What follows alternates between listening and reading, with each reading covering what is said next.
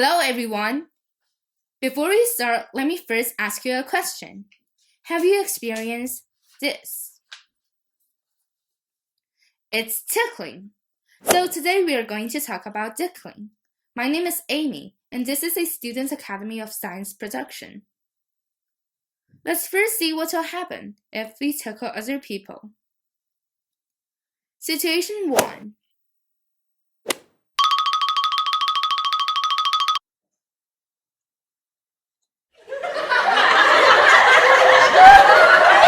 And there is another situation. Situation 2.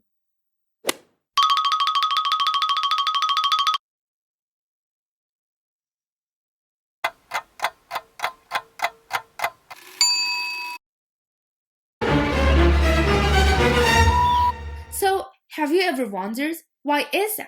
Why do people laugh in situation 1 but not in situation 2? So, before answering these questions, you need to know some facts. Have you ever touched hot water? When you put your hand into hot water, since the temperature is too high, and you will instantly lift your hand up.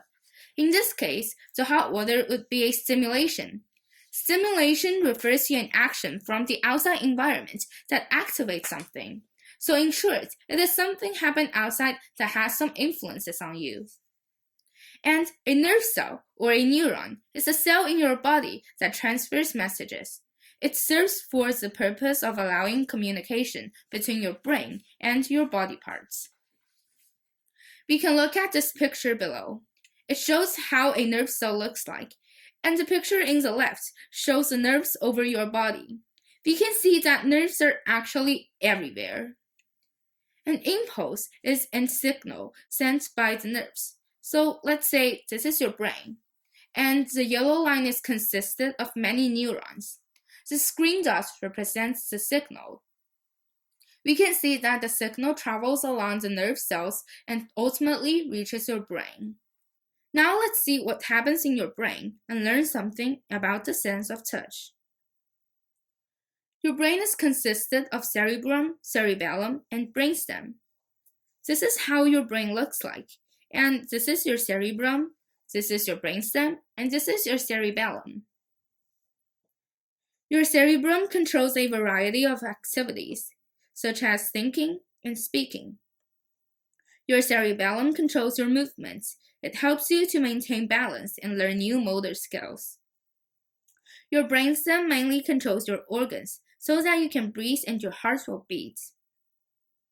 Your brain controls your activities, and all the senses you feel are perceived by the brain as stimulations of different kinds.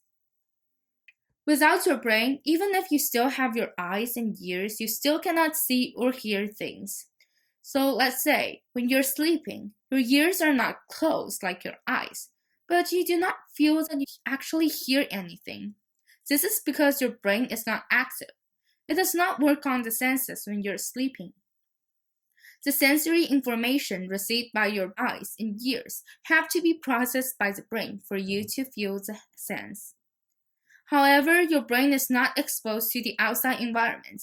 It is in your skeleton. Sense receptors are needed. They are exposed to the environment to receive the senses in the environment and transfer the information to your brain. Examples can be eyes and ears. These sensory information are processed in cerebral cortex, the outside surface of your cerebrum, and the sense of touch is processed in somatosensory cortex, which is this blue part labeled in the picture. Now let's go back to see the two situations happen when you tickle the others. So, do you see any differences? The position of the two hands are different, and this actually leads to two different types of tickling. They are called gargalysis and nismasis, and these two types of tickling are processed by the brain through different ways, leading to different responses. Let's talk about nismasis first. Nismasis is the type of tickling occurs in situation 2, and it does not make you laugh. It is a mild stimulation that provides a sense similar to being touched by a feather and provides an itchy sensation. It is the same type of tickling that occurs when you try to pet a cat. When nismasis occurs, a chemical called endorphin will be released. Endorphin is a chemical that is very similar to morphine, but it's not harmful to your body.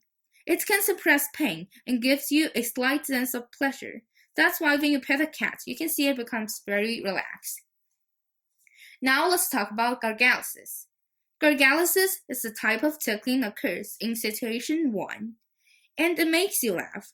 It is a heavier stimulation comparing to nismesis, and it occurs in more sensitive parts of your body, such as your armpits, your ribs, and your soles.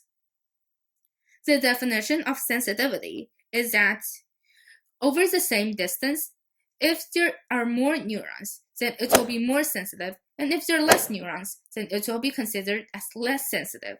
Within the same area can be also considered as same distance. So here is a question. Why do we need to develop this response of laughing when these sensitive parts of our body are tickled? This heavy response seems useless to us. Scientists guess that we develop this response through evolution because these parts of our body are more vulnerable, and a strong response like laughing can allow us to be alerted. Therefore, this response is for protection.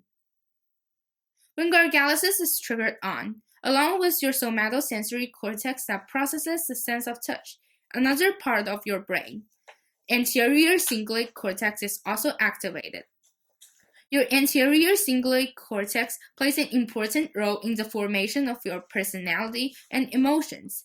It is responsible for making you happy, and that's how your brain makes you laugh when gargalysis is triggered on. And here is still a small question. Why don't we laugh when we are tickled by ourselves? Do you still remember cerebellum?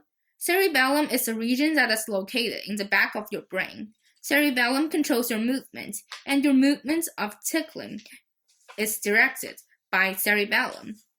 So this means your brain is aware of this action. This leads to a phenomenon called self-attenuation. Self-attenuation is the phenomenon that the impact of a stimulation started by yourself is weaker compared to those started by the outside environment. Still, there are many unknown questions about tickling. We're still not sure why we develop the response of laughing when being tickled. We're still not sure how somatosensory cortex connects with anterior cingulate cortex. We're still not sure why our armpits, ribs, and soles are more sensitive than other regions, and we're still not sure how exactly directions from cerebellum leads to self-attenuation. And there's still many unknown things, not only about tickling, but also about the world, that we need to keep questioning and keep thinking. Thanks for watching.